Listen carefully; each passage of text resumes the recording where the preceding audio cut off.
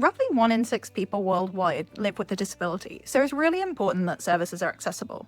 But when it comes to digital services like websites and apps, it can be tricky to know where to start, especially if accessibility wasn't part of the thinking from the beginning. So, where should you start? I've got some tips. Think about your content, especially your non-text content, videos and images. With images, make sure that they have captions and descriptions. You can use the alt text field in your CMS to give a description that makes sense to someone who's using a screen reader. When it comes to videos, make sure that they have captions. If you're using the automated ones, you do need to check them and make sure they're lining up to the text.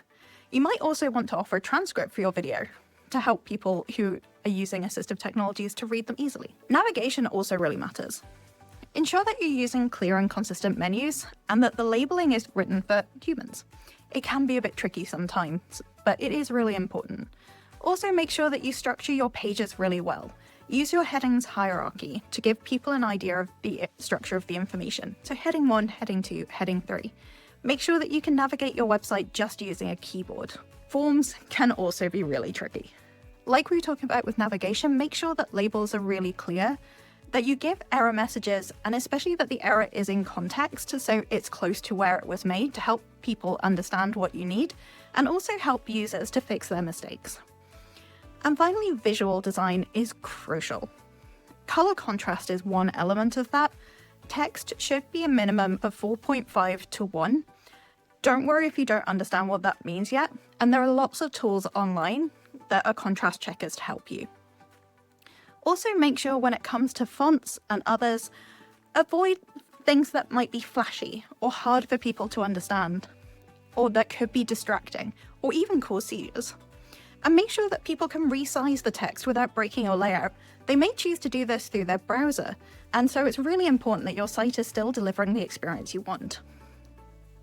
So there's some tips, but if you're not sure where to start, have a look at what you have at the moment. So check your current site against relevant guidelines. List out the problems and tackle the big issues.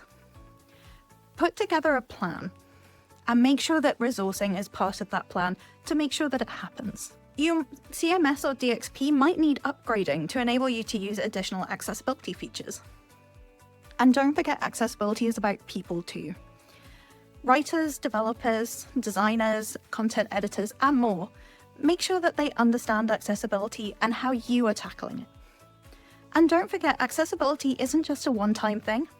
Keep on checking, understand the standards, test with actual screen readers. You might even look to get people with lived experience to be part of testing, and have a way for users to report issues as well.